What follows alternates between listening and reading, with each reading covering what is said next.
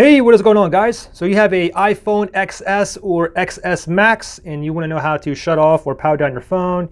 You're probably sitting here trying to press the power button, pressing and holding, and it's pretty much not giving you that slider option. Well, I'm going to give you 3 ways how you can power down your iPhone XS or XS Max, okay?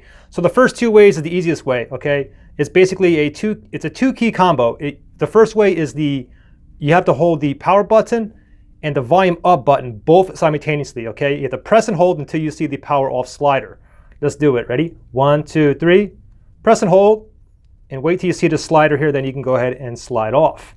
Now the other way, it's very similar. Now what you want to do is instead of holding the volume up button, you want to hold the volume down button, okay? So power button, volume down button.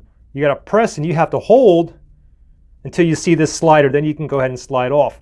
Now the only thing is for the volume up button and the power button, if you're actually logged into the phone here, if you're actually logged in and you don't press and hold, you just simply just press like this, it's just going to give you a screenshot. Okay, so you got to press and hold, wait till you get this power off slider option and you can slide and power off. Now the third way is basically going into your settings here.